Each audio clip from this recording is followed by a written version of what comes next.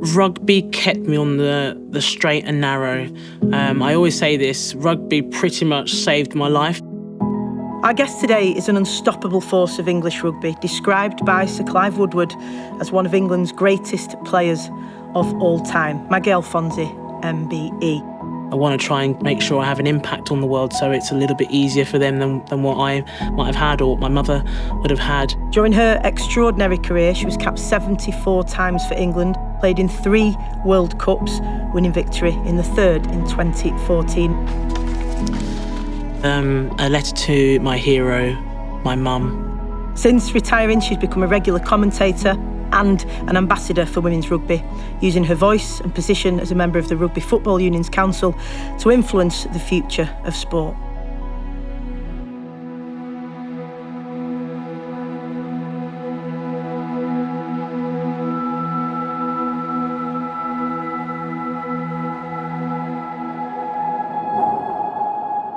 Welcome, Maggie. Thank you for being one of our guests on Heroes Have Heroes. In terms of your quote that you've chosen, it's "Be the change you want to see in the world." I selected it because what I love about it is it really emphasises that if you want to see change in the world, you've got to lead it. It's about being passionate about something and driving that change and not relying on others to do it. It's about embodying that drive to create change. Throughout my whole entire life, I feel like there's been a level of sometimes injustice, a lack of equality. And I could stand on the sidelines, complain about it, shout about it. And I guess what I've noticed is that if you really want to make a difference, you've got to lead it. You've got to be part of that momentum, that change. You've got to bring others along with you. So I've tried my very best to try and lead that change. I was born in South London, Lewisham. I was born with a physical disability called clubfoot, which is basically where one or both your feet are turned in. So for me, my right foot was turned in, had an operation when I was young. I obviously don't remember any of it, but speaking to my mother about it, she's like, we had to go into hospital quite a lot. And I still think, how on earth did she manage that? And the worry that she would have had back then, because it wasn't a very well-known disability or condition at the time. But then moved to lovely north side of London in a place called Edmonton. Not many people know Edmonton. Love Edmonton. So I grew up council estate, single parent family. Everyone had a single parent family. That was so normal. I was actually, I would be shocked when someone said that they had 2 parents. I was like, what? Two parents? What's that like?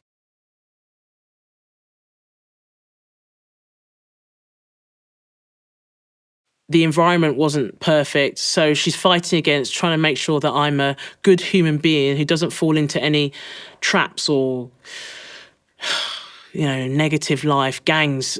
I also had a half-brother and half-sister, which my mother didn't have the connection with, so I know it would have been really hard for her. I am her only family. So she throws everything into me. She wants me to be successful. She worries about me 24/7.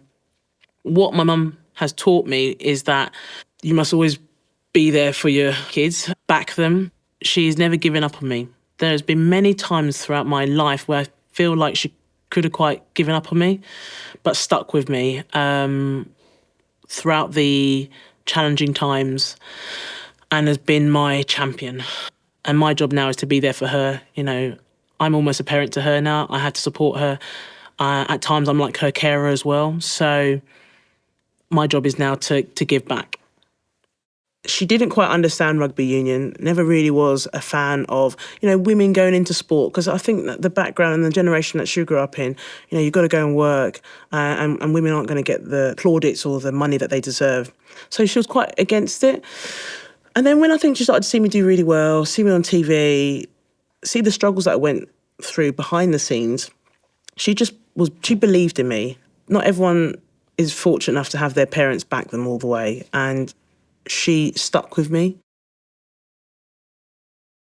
After I come off the TV, she'll be the first one to call me up on the phone to say, "You were amazing, you were brilliant." Even though there's times when I haven't been brilliant, she'll still say, "You were brilliant." And that in itself just made me feel good. She also showed me that it's okay to be vulnerable in front of your children. Sometimes I think we always think our parents are perfect, and there has been times when she has been vulnerable herself. You know, my half-brother passed away, and it's the first time I'd really seen my mum really cry, and it still has a moment in my life. My estate in North London was quite run down. It wasn't necessarily a place that you'd want to go to. But actually, when I was young, I loved it. There was always people to hang around with, which was a big thing back then when I was young. My primary school was a school called Eldham, and a very big primary school, lots of kids. You know, you had to be confident in yourself growing up. I got on with most people. I played every sport that you could think about. I also got into music. I really loved my music. I played the acoustic guitar. That was my big thing. So at primary school, I was a good kid. Secondary school, again, I was quite popular because I was big and strong. But I would get into a lot of fights.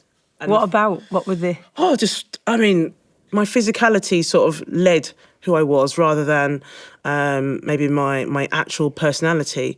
So I used to get into a lot of fights mainly with the boys. And sometimes those fights would be around, you're a girl, you shouldn't be playing football with us. I would always feel like I was inferior at times. And the best way to show that I was strong and not what they were saying was to have a fight, because that's how you proved yourself growing up where I lived. My mother was always very much around stand up for yourself. That was her motto. Yeah, I was a good child, but I got into trouble a lot. I almost got excluded.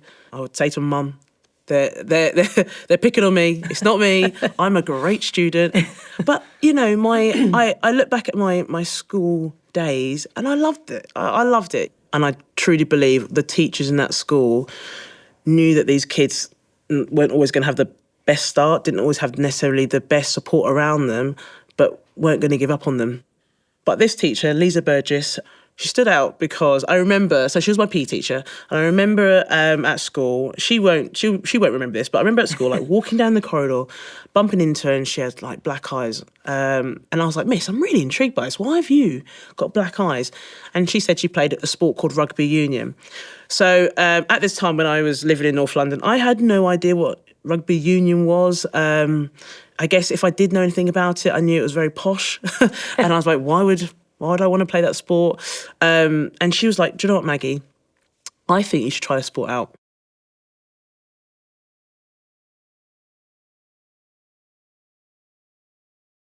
I got on that W6 bus at the time in North London and went to Southgate, picked up a ball and ran with it. And I look back now and I think, God, that was a changing moment in my life. I felt free when I started to play the sport. I felt like I could be as strong as I wanted to. I felt like I could run as fast as I wanted to. I felt like I could tackle things as hard as I wanted to. I felt like I could be free. She unlocked this potential in me, which I never thought I had. And I owe so much to her, because if it wasn't for that moment, I could have gone a different route. And rugby kept me on the straight and narrow. I always say this, rugby pretty much saved my life. And I owe her so much because she believed in me. And I needed that back then. And I listened to her. I was like, all right, miss, I'll give it a go. But there was no rugby at school. So the boys played rugby in their physical education lessons. It was part of the curriculum, but there was nothing for girls. Every other sport that I played, such as netball, rounders, sports where it felt like you had a position and you got to stay within that role. I came to rugby and they were like, no, men and women play on the same pitch.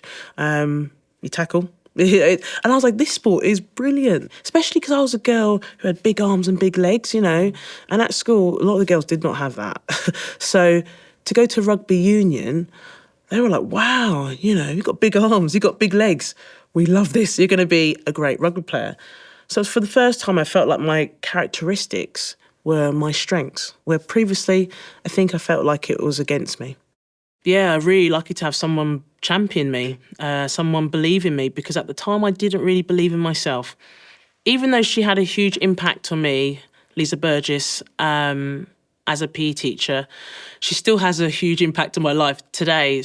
I still message her and I say, oh God, Miss, you're doing, I still call her Miss, Miss, you're doing really well. That's awesome. What an achievement. Well done. She has been a big part of my journey, and I'm grateful for the contribution that she made to my career and continues to make to me as a person. I kept thinking to myself when I was growing up, I want to be a doctor. I want to have status in my life. I don't want to keep living in this council estate. And for some reason at the time I thought sport would be a really good way out. Even though women's rugby was not popular or on the TV, women's sport was not on the TV really. So in a way, it's kind of weird to think that I thought sport would be a way out. But I was looking for a way out to try and be something more than what my background defined me. It's so important that young people have people like my PE teacher or any person who just believes in them, because, look, let's be honest, life is hard. So to have somebody champion you, back you, believe in you, remind you that you're a good person or you're brilliant at this or brilliant at that is so powerful. So you just mentioned about positive role models, and I know that Gary Street is one of your chosen heroes. Can you tell me about the influence and the importance that he had on you as a person? Yeah, so Gary Street, what can I say? He's the soul of any party. He has this personality that sort of you cannot help to smile every time you see him. He would balance a broom on his nose, or a chair sometimes. He would always get the room in stitches in terms of his personality, the jokes that he made.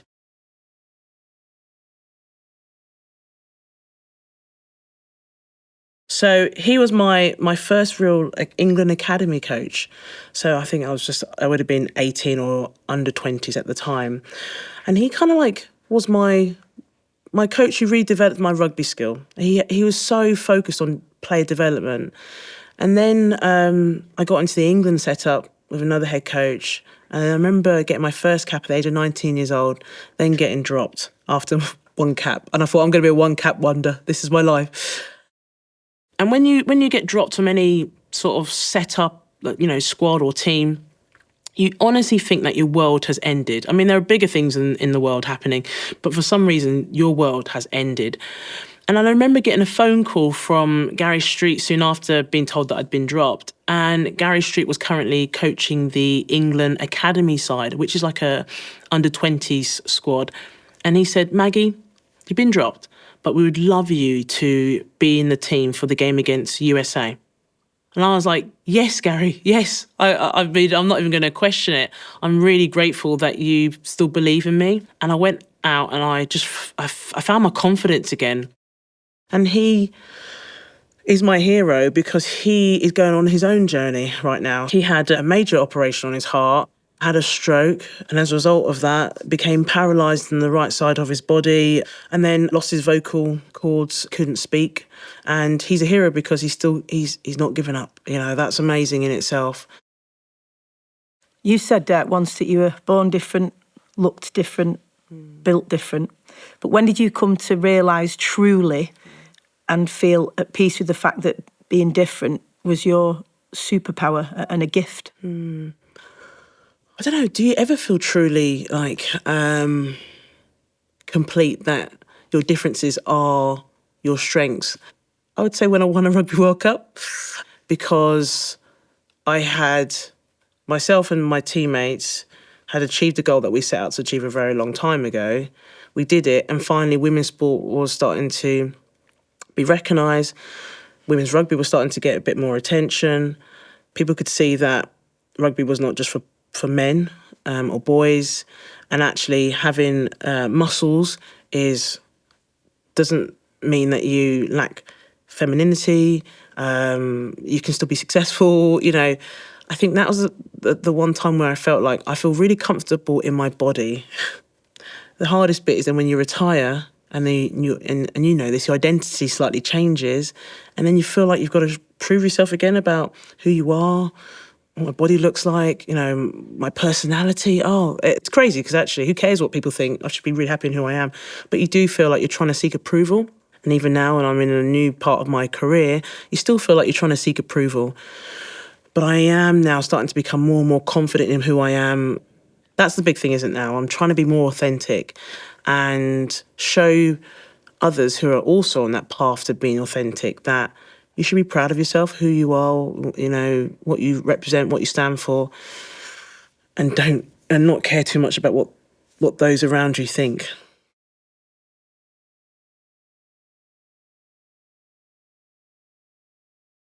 I was inspired by her after her achievements in 2000, winning a gold medal.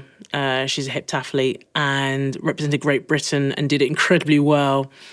She was the visible role model that I could see, that I felt, looked like me, similar background to me, and made me believe that it was possible that I could go off to achieve something big. There's certain points in your life where you need a reference point to give you hope or to give you strength. And she was that for me. She had a strong body. She was a confident woman. She backed herself and was unapologetic for being who she was. And I just thought, wow, I want to be like her. And I think a good few years on, I was very fortunate enough to bump into her. And I guess ever since, really, I met her for the very first time, she's, if anything, she's kind of been a bit of an informal mentor to me. I feel very proud knowing that I represent something similar to other young girls or women. I try my very best to be unapologetic. I am the authentic leader. I like to think that I am. I like to think that young girls, young women see me and go, I can do the same or I can exceed it. And I try my very best to go off and do talks around it. But I also am not afraid to say that sometimes, like anyone, you have vulnerable moments. I remember that final jersey shirt presentation, getting my jersey, name being called out and just being like, oh my God, this is the last time I will get to wear this jersey. And I could not control myself. I was like, what are you doing, Maggie? Stop crying. That's interesting. How did that feel for you, sort of showing that emotion, especially in front of teammates? Was it? I was out of control. I was like, Maggie, pull it together. That's what I wanted to say to myself, but I could not control it. And I was really annoyed at myself, actually, because I kept crying. But at the same time, I just felt, do you know what? Maggie, let it out. You've been playing the sport for so long. You've been part of the England setup for, I think at the time, 11 years. You're like, that's been your life. So I let rip, really cried. At the time, I can't remember many of my teammates consoling me. I think they were like, oh God, what do we do? What's going on? Something's coming out of her eyes. I can't be sure. It looks a bit weird. And you touched on it previously about some people say, oh, we're emotional, we're slightly erratic, or it's some sort of negative word that you just think, I think I've heard that so much to the point where I am so ingrained by not showing my emotions. But I think some people might see it as, because I don't let out my emotions, I lack that authenticity. I remember reading a lovely social media post saying, oh, you're a fake. And I was like, cheers, mate. It's because and it made me think, maybe because I don't show a lot of my emotions, I keep it, I keep it all in. So yeah, in that moment to let it out was quite a weird sensation. But I guess for me now, I don't think I show my emotions too much, but I do show it with those that I generally care about. So I would say that the first and foremost, the person who I'm always vulnerable with is my wife. She's seen me through my challenging times as an athlete, my challenging times, working in broadcasting, retiring from the sport and having to find my way in I guess I call it the civilian life, the real world where it's not all about your sport. Our children, we've got a beautiful family, we've got 2 kids. I gave birth to our first child, so we went via the route of IVF, and that in itself has its challenges, financially, emotionally. I'll be very open. There was a time when I bled and I was just really worried that I'd lost the child. But then to finally, successfully, after 9 months, give birth to this little boy, it was amazing. So I would say she's someone who has has seen me through it, the difficult times, but I feel comfortable with speaking to her about my challenges, and she'll always be really to the point. She'll be my biggest fan, but also my biggest critic. And I love that. She can be honest with me. And I hope to think that I can do the same for her. Not always perfect. My wife, she's not always perfect as well. We both agree in that we both have our ups and downs, but we're trying our very best to raise two amazing human beings. It's a Rugby World Cup year. It's going to be hosted here in England. We saw the impact of the Euros and the Lionesses. Do you expect and hope that there'll be a similar impact on women's rugby and women's sport this year? Absolutely. I mean, what happened back then was sensational. To think that the whole nation was gripped by women's football, and to see the Lionesses, England, get to the final and win it was really special. And I really hope we can repeat that. Obviously, I want England to get to the final. I want England to win it. You know, women's sport is growing. Women's rugby is on the rise right now. We're seeing huge record attendances. What I love about women's sport is that we all do it for each other. So I am naturally so. I love my rugby. Rugby is my sport. But when women boxers are doing amazing, when women football players are doing really well, same with cricket, it has an impact on all of us. And as a result of that, I find that more people see it as a spectator sport rather than seeing it as, it's only women's rugby, it's only women's sport. Where now they're like, wow, look at those athletes, they're amazing.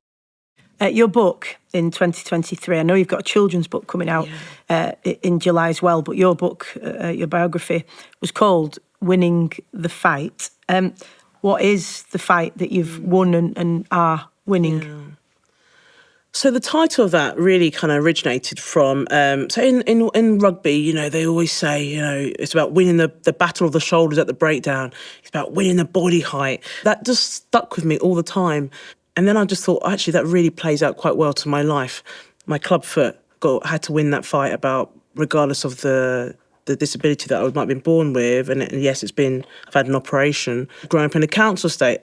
Then again, when I think about my secondary school, I've always, fighting was my sort of mantra at the time. But I was always like, win that fight. You got it. Win it. I find it hard in life when I think, God, I'm on the front foot now. I am winning. So I've always tried in my career to always be a number two. Because if I'm a number two, I think to myself, I'm fighting to be at number one. There's something in front of me that's pulling me to keep going. I think sometimes when you start to think that you're number one, you're at the top, you're at the top of your game, you're the best in the world, there's an element psychologically where you just take your foot off the pedal. And I hate that mindset. My identity, my career has been built up through playing sport and playing at a high level. And then after winning that World Cup, I pretty much retired. The sport was you. You've now turned to the real world. And what are you going to do? But I moved into the world of broadcasting. And I just remember thinking, just don't mess this up. You're vulnerable again. You're public. You're visible. Your mistakes are seen. It's almost okay as a woman to work on women's sport, but to be a woman working on men's sport, you're seen to be out of place. You shouldn't be there. Where I found when I saw men working on women's sport, they were glorified. They were gods. They were doing something great. They're giving back. I wasn't probably my most authentic self. I wanted to try and fit in. And then I realised this is not who I am. People see through it. You need to be yourself. So it took me time to find myself, I guess, in the world of broadcasting. You've talked about some of that adversity and in particular the knee injury that you had. Yeah. I still remember the injury, how it occurred. My foot just got planted when someone had made a tackle, they'd swung round, they took my knee out in the process, thanks. And and I just remember it going down, and then it was a Six Nations match. I remember screaming. And then trying to carry on. I remember standing up, trying to, that's what you see a lot of sports people do, trying to jog it off. And I'd be like, oh my God, my knee's moving. It's like there's no control on it. When you're an athlete, you don't really know what these injuries are. I mean, look, I'd done physiology at university, so I understand biomechanics and understand body parts.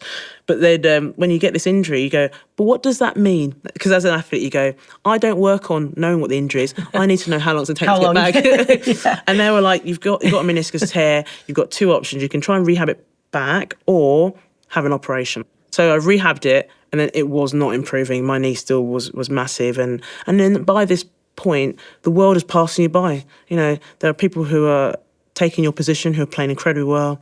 And I think there was a moment during that time when I was injured, which helped, was watching the Olympics, because 2012 was the Olympics, watching it on TV, seeing these brilliant athletes who talk about their journey after injury. I just thought, I've got to keep going, And I was so driven. I knew my goal. I think injury gives you clarity. What would you say is the one biggest thing you learnt about yourself during that, you know, really testing time? Yeah.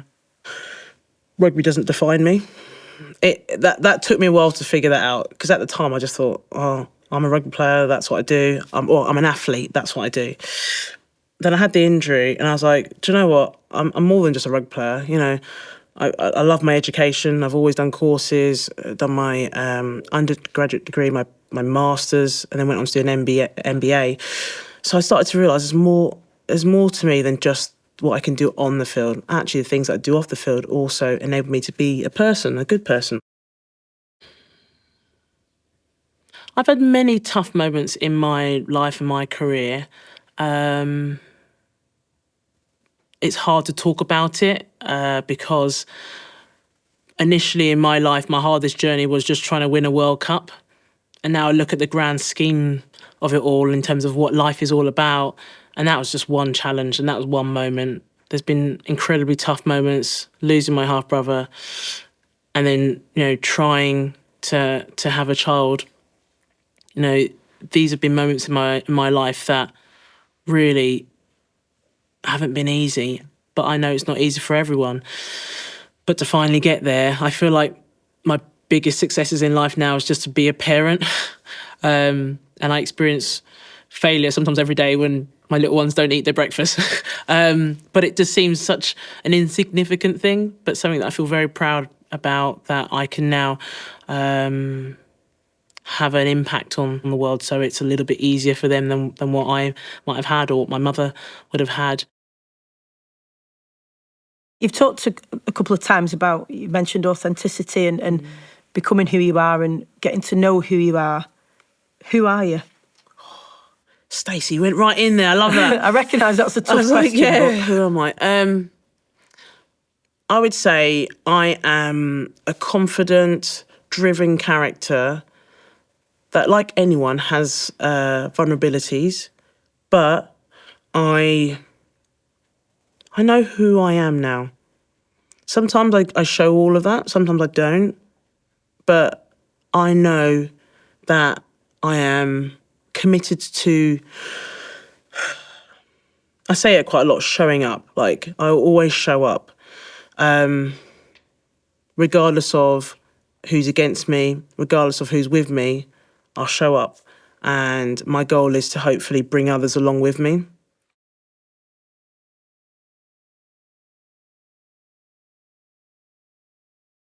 Rugby World Cup 1995 in South Africa, and it was on the TV. A lot of the focus was on this man who was built like a house, that, you know, when he ran with the ball, 5 men would hang off him. You know, I didn't know anything about rugby, but I just saw this guy who was amazing. He sort of kind of like brought the sport to my attention. Look, women weren't being seen playing the sport, so it wasn't very visible at that time.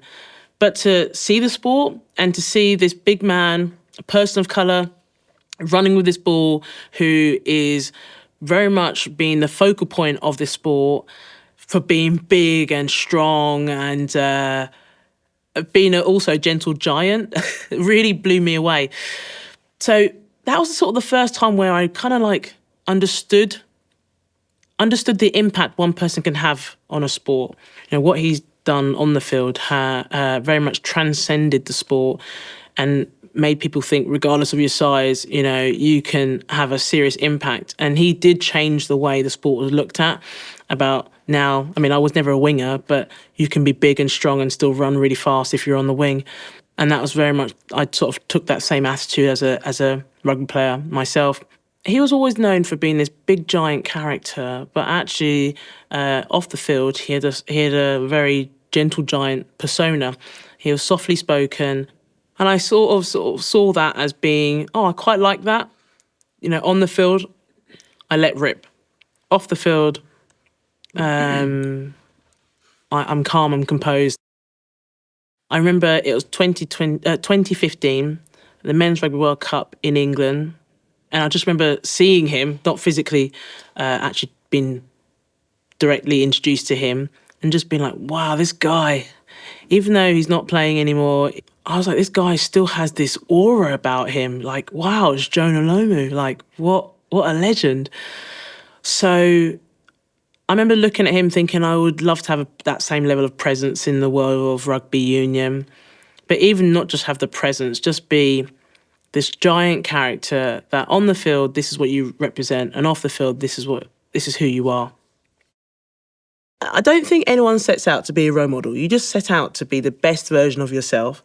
And with the hope of that, you put yourself in a position where others see you and feel like they can either follow or exceed your achievements or what you've done in your career. And I guess for me, I now work in punditry, and sometimes I do feel that weight of expectation. We go, if I mess this up, everyone's going to think every woman out there is awful at their job. So there is that level of pressure on you. But then at the same time, I think to myself, I'm showing up.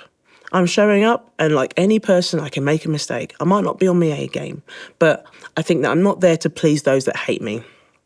Because whether I speak sense or don't speak sense or do a good job, do a bad job, half the people are going to hate you. That's what sometimes my assumption is. Half the people are going to hate you. So who are you speaking to? Who are you inspiring? That young girl from, North London, my daughter, I'm inspiring that they're the people I'm speaking to. So I kind of make that my goal now. I try to be very open about what I stand for. I was always told if you don't stand for something, you stand for nothing. So what are you passionate about, and make sure others are aware of it. Don't back off in your intentions of what you're trying to achieve, and don't, feel like you have to apologise for the drive and the passion that you have.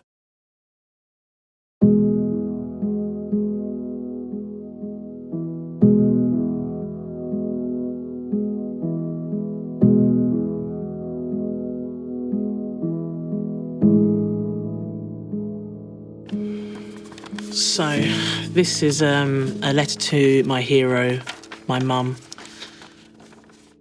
Thank you. I know I don't say it a lot, but I am grateful, truly grateful for everything that you've done for me. All the hard decisions you have had to make to put your needs behind and put mine in front of yours. You raised me on your own. You worked day and night, sometimes doing 2 or 3 jobs, but you gave me a chance at life. Even when I was difficult, you still loved me unconditionally. You always had a smile on your face, even at times when you haven't had your best health. Your personality has always shone through. Now I'm a parent, I get it. I know I didn't get it at the time when I was young, but I do get it now. I would do anything for my children, and you did the same. You gave me a life. You let me have a life. I want to say thank you for guiding me, for helping me navigate this world the best that you could, and being my biggest fan. I think what I love about you is that you celebrate every action. You celebrate all of my moments when I'm on TV. You call me to tell me that I've done a good job. Even at times when I think that I haven't, you still tell me that I'm doing well. Thank you for being the best mum to me, the best way that you could. Thank you for being a great grandparent to my kids. Thank you for believing in me. Thank you.